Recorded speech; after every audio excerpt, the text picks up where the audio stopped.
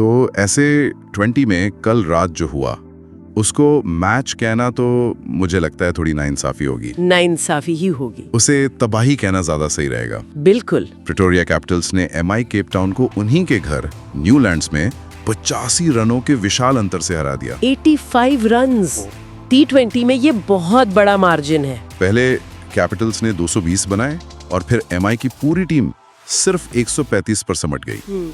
चलिए इसको थोड़ा खोल कर देखते हैं कि ये एक तरफा नतीजा आखिर आया कैसे।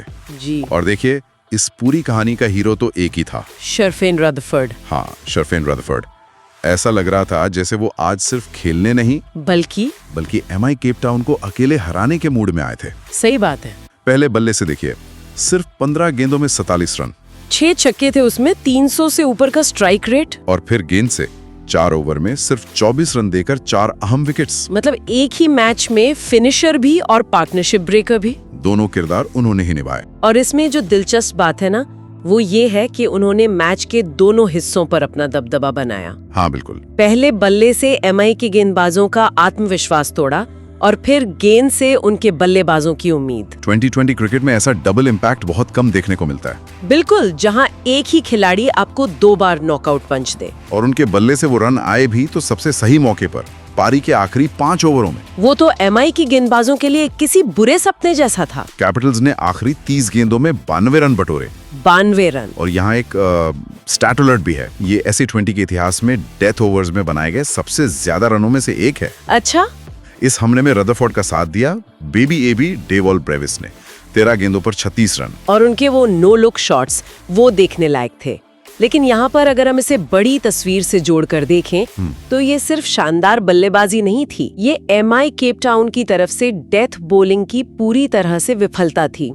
एक रणनीतिक चूक। सवाल तो उठता ही है कि जब आपके पास सैम करन और कगिसो रबाडा जैसे वर्ल्ड क्लास गेंदबाज हों तो इतने रन कैसे बन सकते हैं? मुझे तो लगता है ये दोनों का मिश्रण था। कैसे? रदरफोर्ड और ब्रेविस ने कुछ असाधारण शॉट्स खेले, ये तो मानना पड़ेगा, लेकिन रबाडा का बार बार एक ही जगह पर यॉर्कर डालने की कोशिश करना, जबकि वो लगातार चूक रहे थे। हाँ, ये एक बड़ी रणनीतिक गलती थी।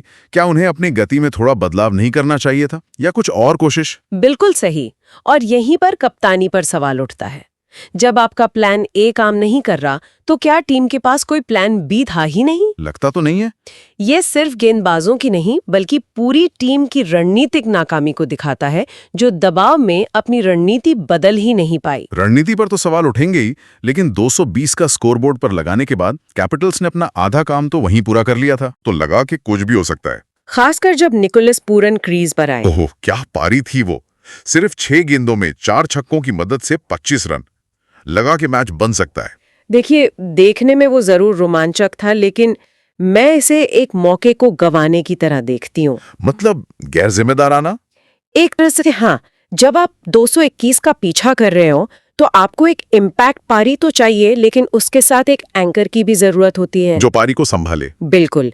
पूरन ने सिर्फ इम्पैक्ट पर ध्यान दिया और अपना विकेट फेंक कर टीम को बीच मझधार में छोड़ दिया। और उनके जाते ही तो जैसे उम्मीद ही खत्म हो गई।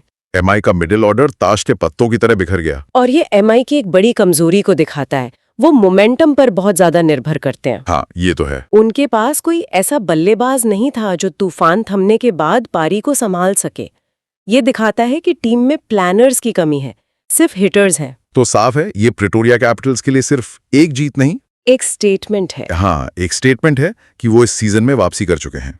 और एमआई केप टाउन के लिए ये एक अलार्म है, अपनी डेथ बॉलिंग और बल्लेबाजी में प्लान बी की कमी को लेकर। और इस सब के बाद सोचने वाली बात यह है कि क्या ये मैच T20 क्रिकेट के भविष्य की एक झलक है, जहां एक तरफ प्रिटोरिया जैसी टीम है जो एक ऑलराउंडर के दम पर मैच पलट देती है, और दूसरी तरफ एमआई केप टाउन जैसी सितारों से सजी टीम है जो रणनीति के अभाव में बिखर जाती है। ये हमें याद दिलाता है कि क्रिकेट कागज पर मौजूद बड़े नामों से नहीं, बल्कि मैदान पर सही समय पर लिए गए सही फैसलों से जीता जाता है।